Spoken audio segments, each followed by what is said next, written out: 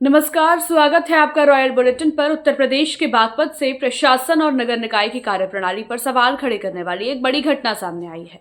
यहां कूड़ा निस्तारण की आड़ में करीब 55 लाख रुपए के घोटाले का खुलासा हुआ है।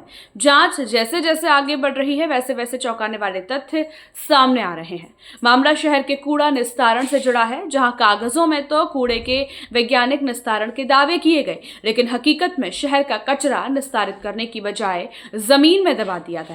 शिकायत मिलने के बाद जब मामले की जांच शुरू हुई तो प्रशासन ने जेसीबी मशीन से जमीन खुदवाई। खुदाई के दौरान जो सामने आया उसने सभी को हैरान कर दिया। जमीन के नीचे से भारी मात्रा में शहर का कूड़ा निकाला गया, जिसमें प्लास्टिक, गीला कचरा और अन्य अपशिष्ट शामिल था।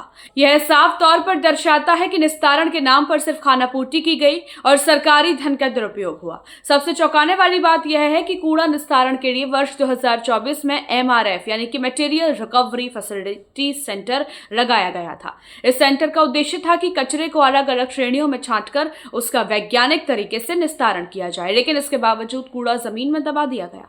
स्थानीय लोगों का कहना है कि लंबे समय से इलाके में बदबू और गंदगी की शिकायतें मिल रही थी, लेकिन जिम्मेदार अधिकारियों ने कभी गंभीरता से ध्यान नहीं दिया। अब जब जमीन खोदकर कूड़ा निकाला गया है तो नगर पालिका और संबंधित ठेकेदारों की भूमिका पर गंभीर सवाल खड़े हो गए हैं।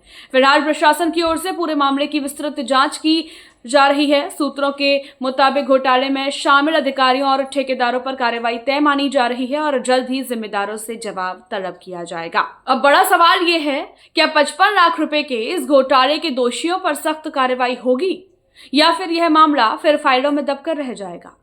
बागपत में सामने आया यह कूड़ा घोटाला न सिर्फ सिस्टम की पोल खोलता है, बल्कि यह भी बताता है कि स्वच्छता के नाम पर कैसे सरकारी पैसे का दुरुपयोग किया जा रहा है। देश दुनिया की खबरों से जुड़े रहने के लिए देखते रहिए रॉयल बुलेटिन। वीडियो को लाइक और शेयर कीजिए। रॉयल बुलेटिन को सब्सक्राइब करना मत भूलिएगा।